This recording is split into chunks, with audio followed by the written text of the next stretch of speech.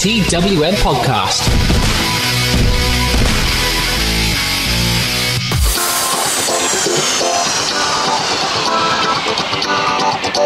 Hello, I am Matty Diller, and welcome to the Wrestling World Report, looking at the big wide world of wrestling from Armory to Dome. I'll introduce who is joining me in just a little bit as we run through some stuff current and stuff in the past in the world of independent and international wrestling. But let me get through the admin first. This is a TWM podcast, bringing you content 6 days a week, news, reviews and interviews, available on Apple and Google Podcasts, Spotify, Stitcher, Acast, TuneIn, Podbean, YouTube and wherever else you get your pods.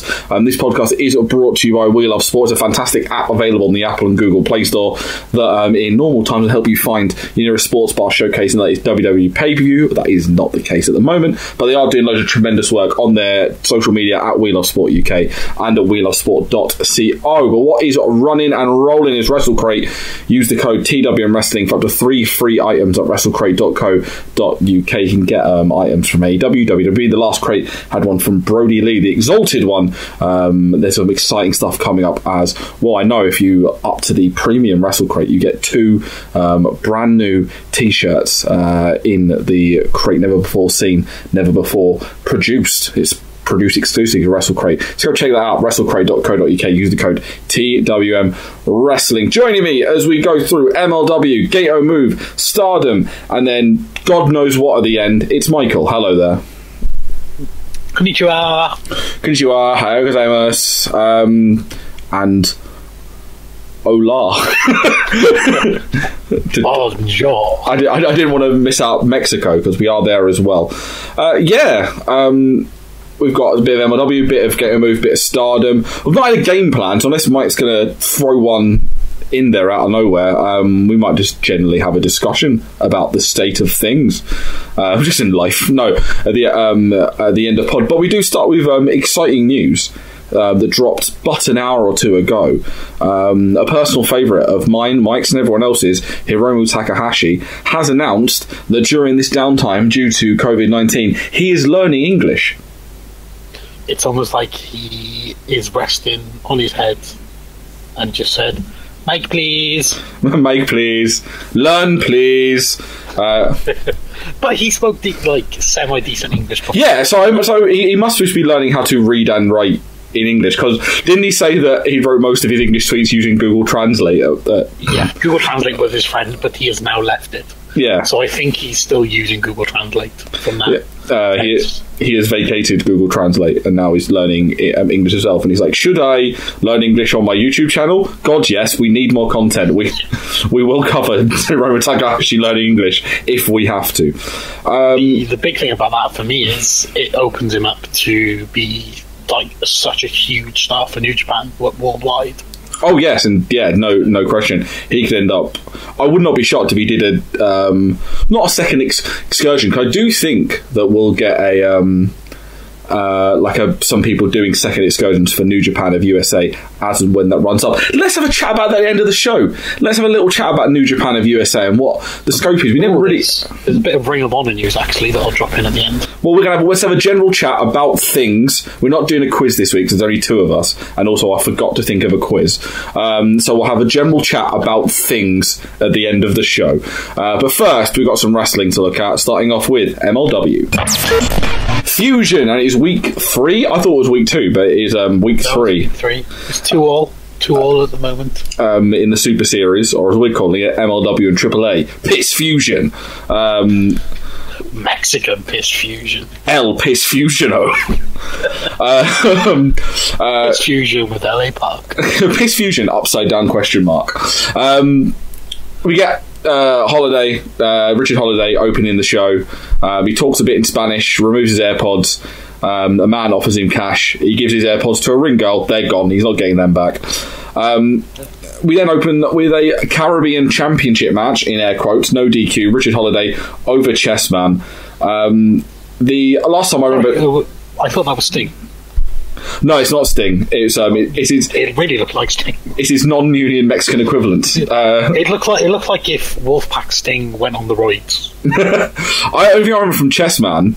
I know he's Chessman, but I kept saying Chessman like I'm a Geordie asking what we're playing. What are we playing? Chessman. I remember him being tag champions with Abyss. I think he had a really good match with Jack Evans and Angelico many moons ago. Do you know who Chessman's best friend is? Is it Drafts Boy? No, it's Checkmate. Oh, that was so obvious. This is the last podcast Mike will be on due to accurate and horrible banter. This is what gets you cancelled. It's not anything else. It's this and this alone. Holiday holds his own belt up and then puts on Purell because Mexico are foreshadowing for things to come. Mexican forearms him. Holiday yeets a chair at him. We get a very slow referee count, and MLW say that they are filing a grievance with AAA for their dodgy refereeing. In all fairness, I was going to say, in all fairness, it's Mexico. It's Mexico. The refs are always this slow when they're heel refs, and I think a majority of them are heel refs. So. Yeah.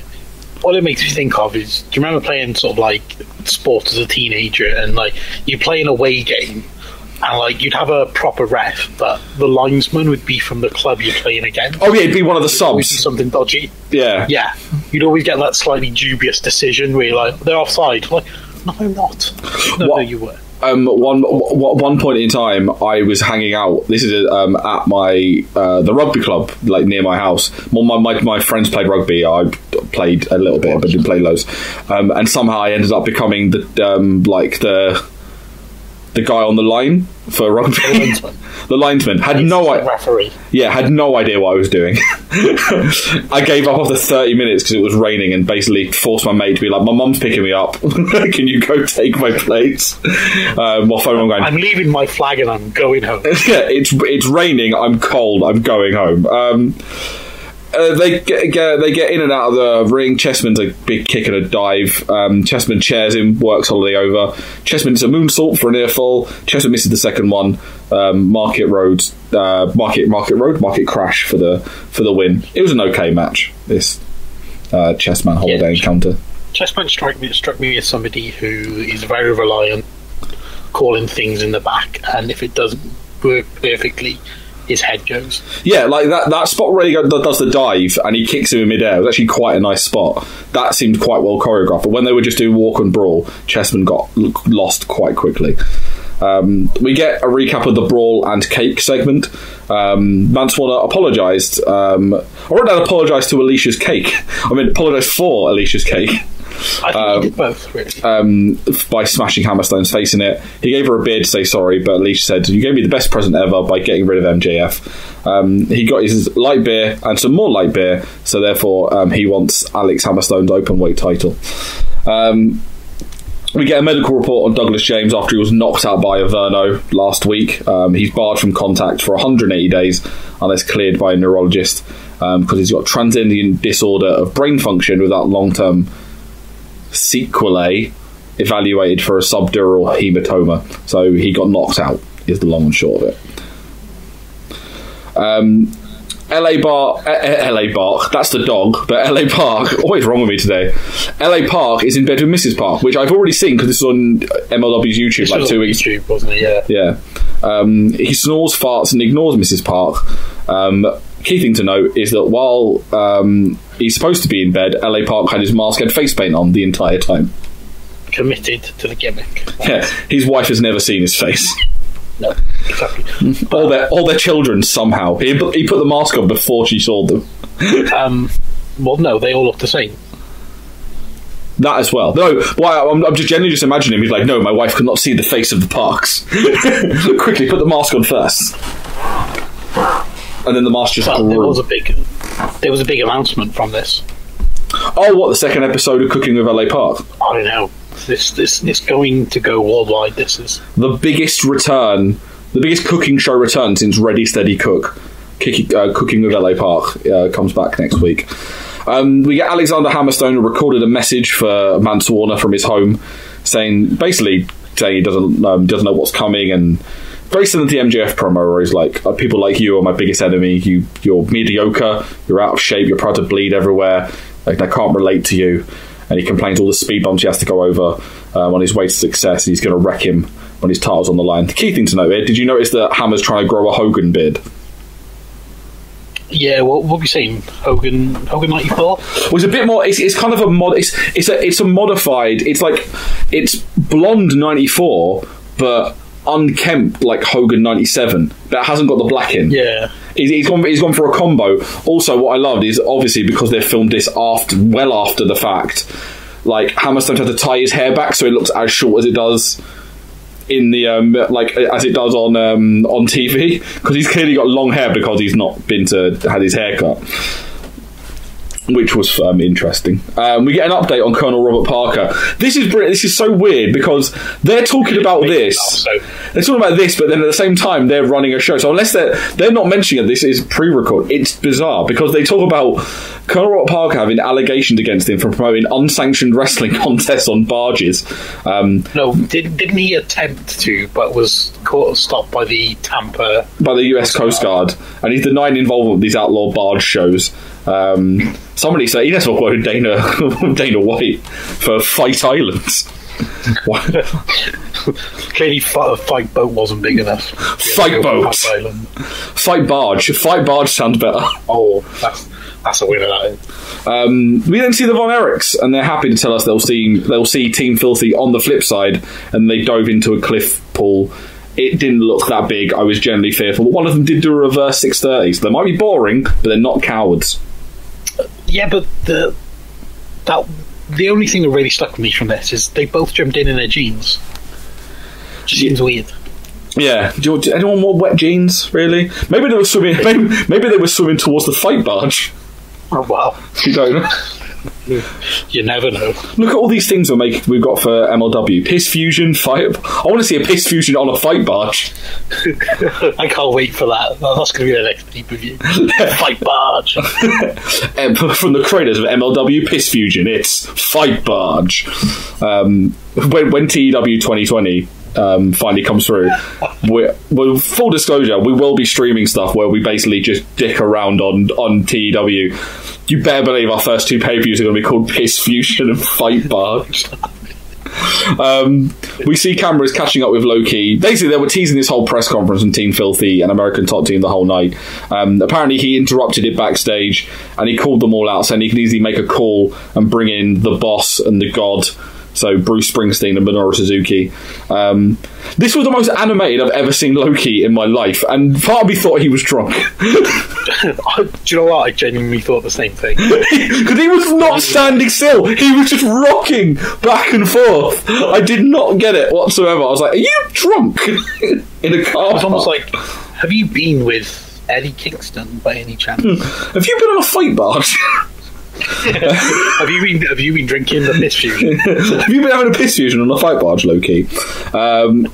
Then we get also another thing that, in terms of continuity, that stuck out for me, the t-shirt he's wearing, he's only recently released, launched in the last 2 weeks. Oh, but technically he could have had an advance copy just for himself before. So there's an out on that one. It's not an album. No, you can do like a sample copy before he released it. You know how these things work. The main event: Tejano and Rey Scorpion against the Hart Foundation. Tejano and Scorpion ran down Mexico. I think that's the gimmick, that they don't represent Mexico, and then Pillman. I think it's supposed to be border patrol officers. Yeah, something like that. Sort of gimmick. I know they've got. Bastards. I know their theme. I don't know if they used it in this, but their theme is that hip hop song that used the. I can't think of who sings it, but I know, or raps it, because it's a hip hop song. But I know it's got that kind of the Hispanic music in the background, and I can't think of the name of the group that does it, but they've got a fire theme. Pillman defended Mexico. They brawled. This match was it wasn't great. It kind of just happened. I dipped in and out massively on this. It was very unmemorable. Yeah. A lot of just Tejano and Scorpion, the ref being distracted with Davey Boy Smith, and they worked over Pillman's knee with the bull rope. Ref misses a tag. Pillman has a crossbody. Davey Boy Smith hot tag. They get a big dive to the outside. Then it's the heart attack air Pillman for the win. It wasn't great. The Hart Foundation then kiss hands and shake babies on the way out. AJ and Rich were signing off, then Contra interrupted with on their propaganda videos, and they warned the MLW they were watching, and they were coming, and this was the infiltration of the infidels or something like that. This wasn't a great episode of, like, genuinely, if you want to laugh at the idea of a fight barge and you want to debate whether Loki was drunk in his promo, that's basically all you're really looking for in this match, in this show, because the matches aren't great. If you are keeping score, it's currently 4-2 to MLW. TWM podcasts are brought to you by We Love Sport, the fantastic app finding you your nearest sports bar showing the latest WWE pay-per-views. We Love Sport has over 400 of the best sports bars and pubs in the UK at your fingertips and allows you to book front row seats, giving you the best views of the action. You can also check out what sports are being shown over the next 7 days, making sure you don't miss a second of the action. Download the We Love Sport app on the App Store or Google Play Store. Follow We Love Sport on all social media platforms at We Love Sport UK and check out welovesport.co. Gatoh move time. Do a barrel roll as Emi Sakura ensures everyone is properly seated as we get our opening sing-along. The opening contest is tag partners exploding as Balianaki goes over Mitsuru Kono. Kono gets a big WrestleMania entrance. By that I mean 3 of the wrestlers follow her behind with, I think, pamphlets. I'm not sure what it was. They're either pamphlets or nuts. I'm not sure. Bag of nuts. My favourite game show. That's happening at the end of the show. Pamphlets or nuts. Kono hits a big boot and forearms. They do a bit of graps, and Kono locks in the last chancery. Aki counters into an airplane spin. We get a big drop kick from Kono, but then Aki offers his chest for forearms, King's Road style. Aki then floors her, but then kicks and hits off the wall. We get Osprey and Ricochet style evasions. Big avalanche splash from Aki for a near fall. Kono boots him out of the window. Suplex tees. We get a leaping sunset flip, which is like nice, great to do. He kind of jumped onto and flipped over quite nicely for a near fall. Kono locks in a tequila sunrise, but Aki gets the edge of the thing. Aki gets a big ending. Kono counters a fisherman suplex into a cradle. But then Aki gets his big backbreaker and a window splash for the win. It was a good opener. We like Balianaki, so yeah, he's really impressed me in every episode that I've seen him in. Yeah, seems to really fit that mold, and it makes sense why we got him at Attack that one time. Speaking of making sense, it's time for a monoboke deathmatch. What is a monoboke deathmatch, I hear you cry? Fuck if I know, but the rules were written down for us. It was, if you pin your opponent for a 2 count, you get the right to do like a joke, a skit, or a performance. It is then judged by the referee if it's funny or not, and if it's funny, you get a point. There's a 15-minute time limit, and once by the time is up, the wrestler with the most points is declared the winner. This match featured Antonio Honda, Obihiro Sayaka, and Japanese deathmatch wrestler Jackie Numizaka. I didn't know deathmatch wrestler, but when you look at him, you can tell he's a deathmatch wrestler. Just to point out, in the show was an afternoon. That evening, he was wrestling for Big Japan as well. So comedy in the afternoon. Quite a day. Yeah, comedy in the afternoon, light tubes in the evening. Sounds like a party to me. My immediate thing I wrote down was, I feel as if we'll have no idea what is going on here, and for the majority of it, that is accurate. I'm pretty sure I only understood one of the references. I think it might be the same one that I understood. I'm pretty sure it is. They announces a comedy death matches. Aki brings out a box of props. Sayaka's trying not to laugh, and Numizaka looks legitimately bemused by all of this. So they exchange chops. Sayaka gets 2 count, does a joke, doesn't get a laugh. Honda counters a Sayaka roll up, and then does a thing, gets a laugh. 1-0. Numizaka is still confused by everything that's going on. Numizaka rolls up Sayaka, does a joke, and gets a point. Honda then explains someone in the crowd in English what he did. Still didn't understand what was going on. I think it was about a toothache. Sayaka gets a 2 count, does a joke, no points. Honda rolls up Sayaka, does a joke, I think about seppuku. I think that was the joke. Gets a point. Numizaka rolls up Honda, does a joke, no point. Numizaka rolls up Honda. Dramatic pause. Sayaka brings the funk with a tambourine. I believe this is the one I got the joke on. He does, I think, a Freddie Mercury impression. Yeah. And says, I want to break... Got the... Yeah. But it's the I want to break free video. But he's got like a P, like a letter P, so he's going, I want to break P, and gets no points. Bullshit, that was the best joke so far. There's also the Emi Sakura link. Yes, that as well. Honda then pinned Sayaka, and he pretended, that's the other one he got, he pretended to be Godzilla, gets a point. Sayaka rolls up Honda. Get that one. Sayaka rolls up Honda, does a joke, no point. Sayaka and Numazuka both roll up Honda, but Numa gets the decision, does a joke, gets a point. Honda rolls up Sayaka, does a steroid drug joke, I think, gets a point. Sayaka rolls up Honda, does a joke, finally gets a point. Numazaka rolls up Honda, pretends to be in love with a mask, gets a point. Honda rolls up Namazuka, does a joke, get a point. Honda wins. What did we just see? The only thing I realise here is that women aren't funny. Because Sayaka got fuck all in that match.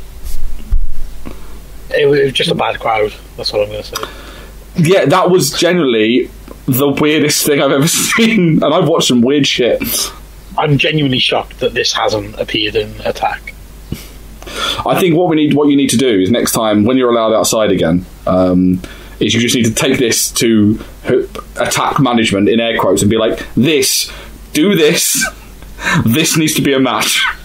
This very joke, nice fun. Mad Kurt, this. The main event, Masa Takanashi, Emi Sakura, and Yuya Mizumori over Makoto, Mei Saruga, and Riho. This is great now because we're getting so used to it. Now I can figure out who everyone is because I'm used to seeing them. And I realised that the really tall person that we didn't know was Makoto by process of elimination. She was quite tall. She was very tall. A Japanese lady. Yes. Mei hits all the drop kicks on Sakura for a near fall. A knuckle lock, and then Makoto comes in because she's tall. We get a chicken fight knuckle lock. Chicken fight knuckle lock. This shouldn't have been that funny, but was great. It was ridiculous. More the fact that she kicked Takanashi in the ribs to climb up him instead of just asking him. Rio says, nah fam. Rio's team then works over Emi. They do like a big pose, but then Emi's team says, nah fam, and they work over Saruga. Rio comes in, hits a lovely window Rana, and runs wild. Takanishi is a backbreaker, but then Mizumori misses a splash. Makoto tags in, but then they beat her down. Makoto does a cartwheel, but then accidentally kicks Sakura in the back of the head because there's not a lot of room. That was actually in the description on Fight TV. It was like, time for a Gatoh Move 6-man tag where there is a lot of wrestlers and not a lot of room. Accurate. Sakura counters a pin into a reverse crab. We get a Riho team trio of subs and it all breaks down. Trio splash failed. Rio does a double stomp on all of them. Saruga near fall. And then I thought, oh my god, they're going to get a win. No. Emi Sakura's got to go over, brother. Triple team magic killer for the win. But Mike, what happened at T/Soup time? Well, there was a tea spillage on the mat. Oh my god. Was anyone... It wasn't a huge spillage, thankfully. So there was no accidentally workplace that wasn't anyone's fault? No. Good. Thankfully not. It was cleaned up very efficiently and there was walk in there. So good. So it was still quite early on in January, it was. They had what was called Aya tea, so it's spelled AYA. People seem to enjoy it. The only bit I did watch in terms of the conversations was a little bit from Balianaki speaks fantastic Japanese. Fair play to him. I think he's lived there for a long time. He must have been there a while because he does speak very good Japanese. I think it might like levels of how long Kenny Omega lived in Japan. So yeah, probably. And Mitsuru Kono, she was sort of discussing how I think this was her second year, the start of her second year wrestling, and how Balianaki after the match actually came to her backstage and said when he was quite early on in his career, all he did was lose. Well, but she'll get bigger and stronger and she will win next time. So that was actually quite nice. But then I stopped. We did get a sing-along, and then the bit you did miss is we got a happy birthday to Antonio Honda. They gave him a cake. He nearly injured his neck blowing out the candles. But then also... I forgot his name now. Namazuma? Is it Namazuma? Nakazuma? Namazuka. Numazaka got there in the end. Numazaka leant in to help him blow out the candles. Then he turned around and kissed him. But they blew out the candles. And it was a lovely way to end a lovely episode of Gatoh Move. Gatoh Move is just always just a nice relaxing hour of TV in this crazy world we live in. There's a lot of silliness, and I quite like how it's very small and intimate. So that gets like quite a big tick from me. There's no actual ring or anything, so that's something different. But also, it's like everybody stays together after, like they drink tea. It's just a real whole thing. Yeah, the whole thing about it. It needs to be a thing over here more so. Definitely. Get involved, Britain, when we're allowed outside. I'll start bringing tea to shows, and we'll just sit around after the show. Or soup. Oh yeah. Could use soup.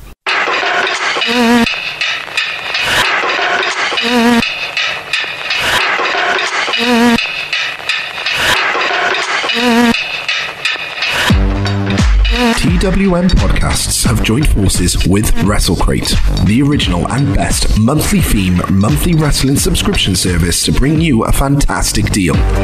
If you use the code TWM Wrestling when you sign up to a monthly subscription at WrestleCrate.co.uk, you will receive a free item in your first month's box. Then, if you stay for another month, you'll get a second free item. And then, if you stay for a third month, you guessed it, we'll give you a third free item. It's as easy as 1, 2, 3. WrestleCrate brings you the best swag from the biggest companies and names in the wrestling world. We're talking t-shirts, photos, pins, DVDs, vinyl figures, and loads more from WWE, Progress, Shikara, NXT, Fight Club Pro, and loads more. That's WrestleCrate.co.uk and use the code TWM Wrestling for up to free items, all thanks to WrestleCrate and TWM. Episode 2 of We Are Stardom. We're going through this back catalogue because Stardom nicely put up like 16 or 17 episodes of We Are Stardom. So we thought, screw it, let's go through all of this. Episode 2 focuses on the Goddesses of Stardom tag division, looking specifically at the tag champions, the top gaijins, Jamie Hayter and Bea Priestley, who at this time would have been in Queen's Quest, I think. No, they were a day of tie. Were they a day of tie this time? This was mid-November last year.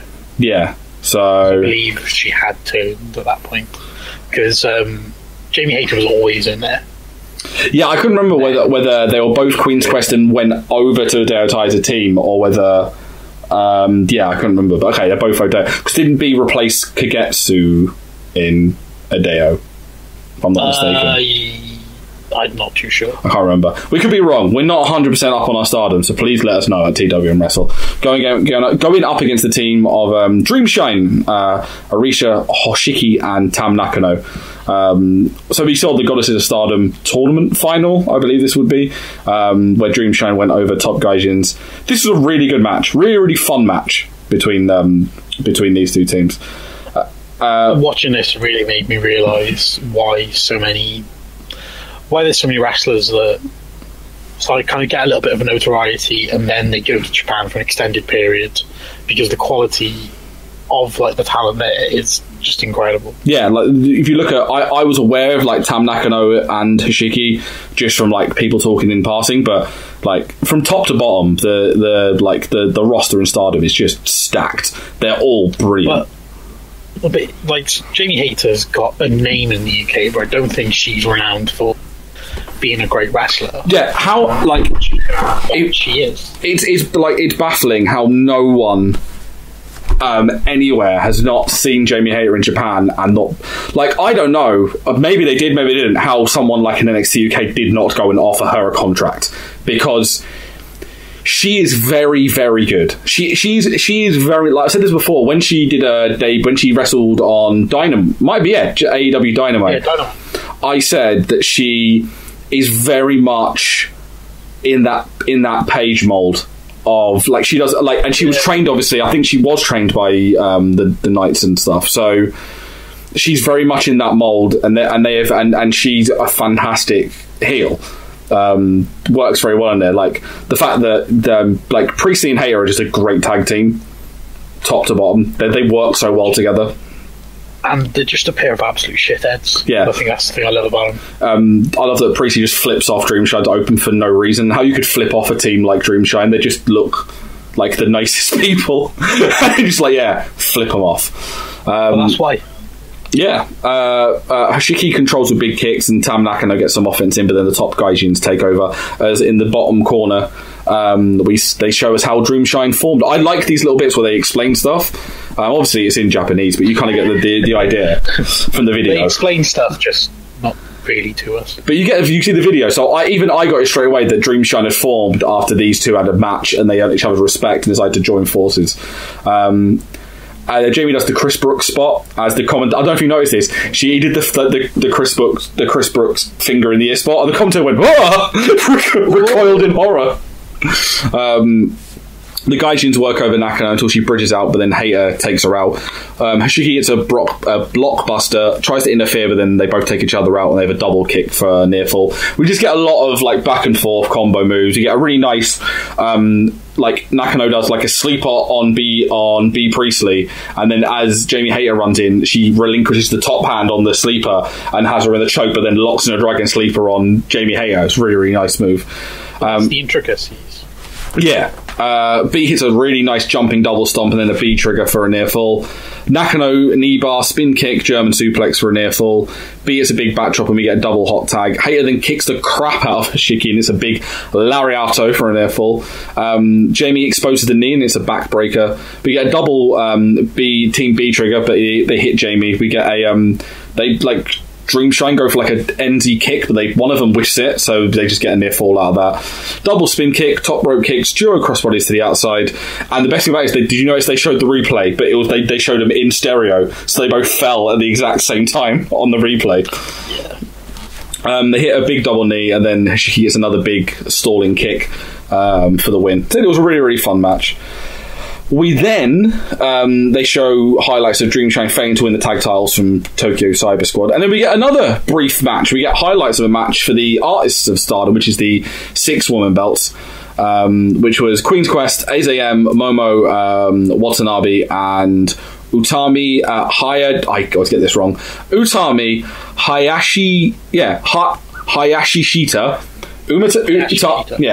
Utami Hayashi. No, it is. It's the I in the middle that throws me off. Like, I always think it's Hayashi Shita, but it's Hayashi Shita over Odeotai, Kagetsu, Natsu Sumire, and someone that we are massive fans of on this podcast because she just brings us joy. It's everyone's favourite stroppy goth. It's Andres Miyagi.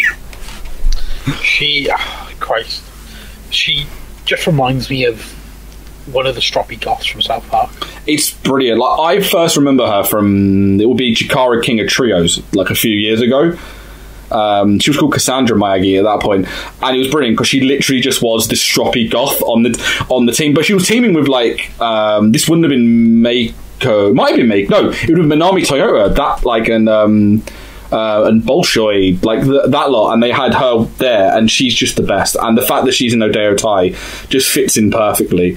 I wasn't really sure what was going on because it seemed like maybe they were like testing Miyagi out, or maybe Miyagi was like having some sort of disagreement with Odeo Tai. I wasn't really sure what was going on. So, well, because I thought she was like one of the goths from South Park, all I could think of is her going, "I'm such an anti-conformist that I'm not going to tag into this match."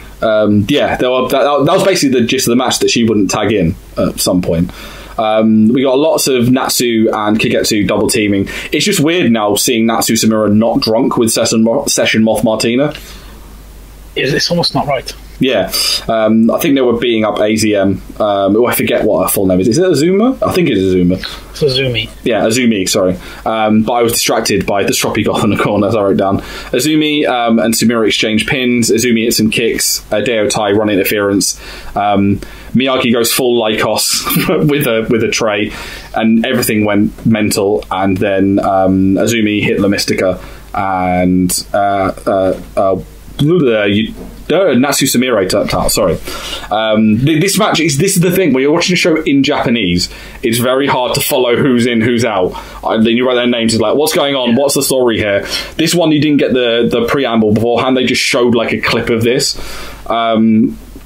And I wrote down, there was some kind of Japanese falling out as we closed the show.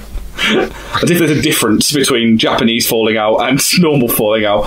And then we get the 90s. Sound like it's such a different agreement. Yeah, it's more honourable. And we get more 90s music, as I believe if I read online, because I think I read up like some English blurbage on this on Reddit.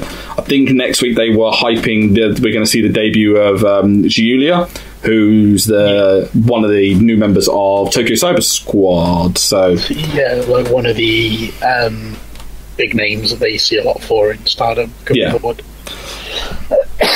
And remember, if anybody's considering checking this out, Azumi is actually very famous. You would have seen her wrestle before because she was the 8-year-old that wrestled Kenny Omega. I forget that's Azumi. Every time someone mentions everybody forgets. She's the one that took the Insiguri from Kenny Omega. Never forget.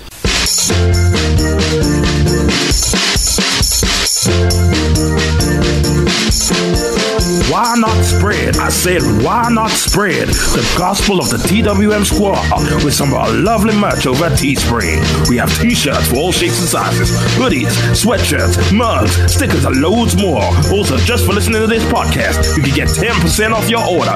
I said using the code podcast. That's podcast. Once again, podcast in the checkout for 10% off at teespring.com/stores/TWM-wrestling-merch. That's right. Praise. Testify. Going to round off before we say goodbye, which is a bit of a general chat about things. I know that Mike, you wanted to bring up some Ring of Honor news. It's not necessarily news, but Ring of Honor debuted their podcast this week. I haven't heard it myself, but Marty Skill was on it, and he did mention that it's not necessarily that there's anything in the works as such, but when the time's right and the conditions are right, they will work with AEW. I think it's a case of like when and not if, because I feel like it's like the worst kept secret in wrestling is that AEW and New Japan are eventually going to work together. You know they will at some point. Things will work their way out. Yeah, but it was like, it was reassuring to hear that, especially for somebody in like Marty's position. But Marty could be the one that goes between a lot of these groups now. And makes it so that they are, because like cross-promotional things. Like we said, we're getting these. We're not exactly having these big promotional wars anymore. We've had this discussion before. We're getting these big conglomerates fighting off against each other. So you have your WWE, which is your WWE, NXT UK, your Evolve, your Progress, your not necessarily OTT. So OTT do whatever the fuck they want. Like your Progress and your ICW, like that conglomerate, and then you have what I would now call the Marty Skull conglomerate, which could potentially be Ring of Honor, AEW, or you could have basically that would be the Elite, wouldn't it? It would make more sense. Which could be New Japan, Ring of Honor, AEW, Bullet Club and the Elite, really, isn't it? Yeah, So the New Japan, AEW, Ring of Honor, CMLL, CMLL as well, and then DDT will be there as well. They haven't really got Fight Club Pro might be under that little group as Rev Pro is probably the actual one, makes more sense. Rev Pro would, I think more than anything we're in a climate where I think we're maybe closer than ever to having not like a true world show, but we're getting like a big getting a big show that's going to have multiple promotions having wrestlers represent them. Yeah, I think we are getting closer to that, sort of like really day by day. I think we are getting closer to essentially these promotions all coming together and being the only other promotion that could run a stadium. Because you could imagine them doing Rev Pro, AAA, AEW, Ring of Honor, AAA CML, but then again, AAA CML, have all those groups together, that Elite Bullet Club group, and having them run like a big outdoor stadium like WWE do with WrestleMania. It's doable, I'd say. Well, yeah, you would get some New Japan crossover in that, so you would be able to, I think from that you would get something big. If I remember right, I think in like 1990, there was a really big show in Japan. Yeah, the Wrestling Peace Tokyo Dome as well. Yeah, Wrestling Peace Festival. That was it. Yeah, the Inoki run. Anything like that. Yeah, because that had like Benoit and I think that Brody was on it. Vader. Those guys. Like you used to get a lot of those big shows where everyone would wrestle. We actually got a review of one coming up on Sunday. It's under the All Japan banner, but I know they had a whole bunch of people from different promotions all wrestling on it, and the Giant Baba Memorial show from 1999. Which is that's the big thing in Japan. A lot of shows do have wrestlers from every promotion on, so I think Japan's like the key crux to it, and because mentality's changing in America, you could be moving towards that with that crossover. I was just imagining like a massive stadium show of all, like with New Japan, AEW, Rev Pro, AAA, like all that. It'd be insane. I don't know where they'd hold it. I feel like it probably would be in Japan. We said Prague then. Prague would be a good weekend anyway. That's all I'm going to say. And I was going to talk about like New Japan of America discussing this, because we were talking about how Hiromu is learning English now. That could be a big boon for like New Japan of America going forward, how he can make a sort of a bigger deal by speaking both English and Japanese. Very similar in ways to how John Cena helped out WWE by learning Chinese, because it was a massive deal for them to have or Mandarin, helped them into the Chinese market by speaking Mandarin is how I should have put it. And it's interesting, as I wonder if we're going to get some people maybe doing like second excursions, and if they're not doing a lot in New Japan, they kind of get moved over to New Japan of America. People like Juice and Finn. I think it'll be big for the LA Dojo guys as well, and people like Hikuleo, obviously who was born in America. Yeah.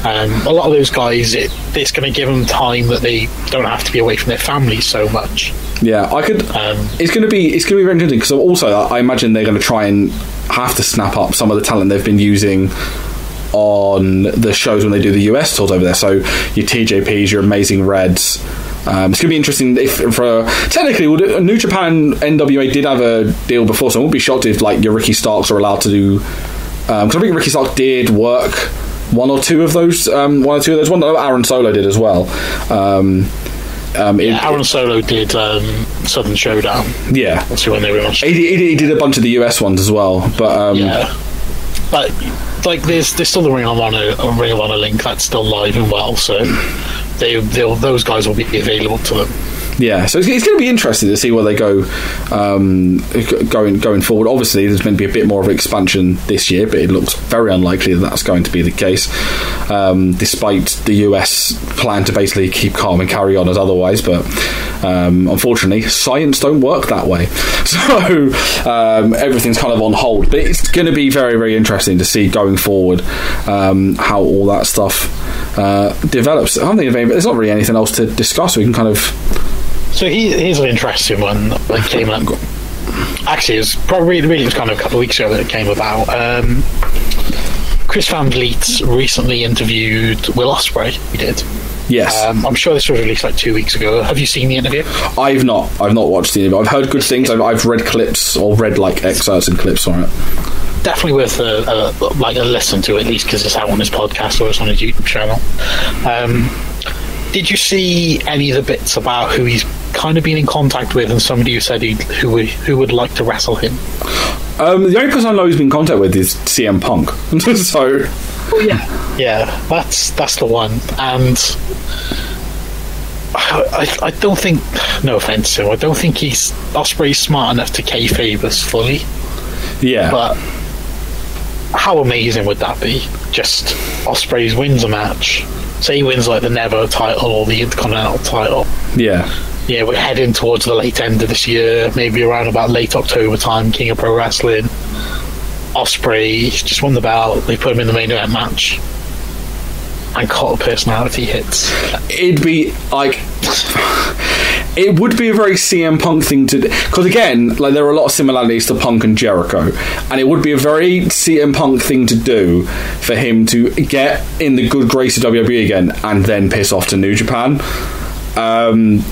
But I would not be shocked if under the Meiji regime they have not made overtures towards Punk. They'd be like silly not to. Like, I'm not talking about obviously the 5-star wrestling, £1 million for a match, but I wouldn't be shocked if they didn't have people that know Punk, like the Box, probably had the Box or something, go and talk to CM Punk and be like, would you be interested in a run?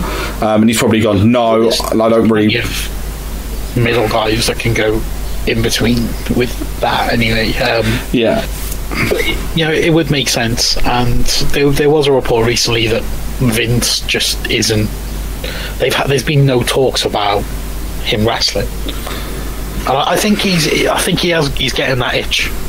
I stand by. I don't think we're seeing CM Punk wrestle again. I still stand by that fact, but or that opinion that I think is fact anyway. So, but we'll see. Like, I love that. Also, there was another one. It came off Shockable Shocks. Jim Cornette getting angry at Joey Ryan over nothing. Joey Ryan made a mention of it's great that people are taking care of enhancement talent, whereas back in the day Vader would beat people down, and Jim Cornette got abusive. Joey Ryan took it in good humour and just explained his point, saying he wasn't dissing Vader, and then Vader's son got involved and just basically didn't really make a point one way or the other. He goes, Joey Ryan's got his place in the industry. I don't agree with what he's saying, but the actions speak for themselves. However, he did say the idea of Kenny Omega and Vader in the Tokyo Dome would be money, and I was like, yes it fucking would. Yeah, it definitely would have, in the same way that Vader and Will Ospreay did. No question. That wraps things up for the one little thing. I don't know if it's come out on any other show. All right, Columbo. Just one more thing. Recently, it's just pretty cool that Rick Steiner's son got drafted in the NFL. Oh, we put that in the wrestling the wrestling news report, the update at the end of the day. You get it every day at 11 o'clock. And the highlight was, did you see Scott Steiner's tweet about it? I did, but I can't remember what it said. He said he has 141 and 2/3 chance that he'll succeed, which massively amused me. But nice little thing to end on the Wrestling World Report. If you want to get in touch with us, Twitter, Facebook, Instagram at TWM Wrestle. Subscribe on Apple and Google Podcasts, Spotify, Stitcher, Acast, TuneIn, Podbean, and YouTube. Subscribe on YouTube. Turn on that, smash that like button, turn on notifications so you don't miss a single thing. On TWM.news, you can read me talking about Dark Side of the Ring this week. We've got some great stuff at NXT, AEW. We've got a review of that All Japan show from, would be counting up 21 years ago this weekend. We've got a great article on Zoe Lucas. That obviously I'm biased, but it's a great article on Zoe Lucas. And also on our Twitter at TWM Wrestle, we've started up this I'm not getting the name right, Brit Indie Wrestling Spotlight, where we are taking a look at some of independent wrestling's finest from over here, and posting up some of their matches and kind of getting some exposure. We are looking at both Spike Trivet and Zoe Lucas this week, so please go and check them out. Michael, social media. You can pull yours because I want to try and find one. You can follow me at MattyID or my alt account, Have You Seen Seb? But have you seen Seb? That is the question. That is the key question. I have a feeling you should give the one that I was going to give, but I'm going to wait. No, it's not actually. Was he going to give Rocky Max for no particular reason? I'll definitely going to follow Rocky Mac anyway. Go check out his latest One Question With. We're not going to mention why it's hilarious, but it's hilarious. Yeah, I can't remember exactly what it was now, but Wrestling Observer Live had a guy on the show on what was Tuesday night's episode who had just released a comic book that was supposed to be released the same WrestleMania weekend in conjunction with a collective. Joey Janela's in there's a lot of it sounds really, really cool. They hoped they'd have done obviously much better, but yeah, it sounds really cool. Get on, have a look at the Observer Twitter. It's bound to be on there. Yeah, or GCW's Twitter, I would assume it'd probably be on there as well, so keep an eye out for all of that. We are at TWM Wrestle. This has been the Wrestling World Report. Stay safe, wash your hands, we love you all. Thanks for listening.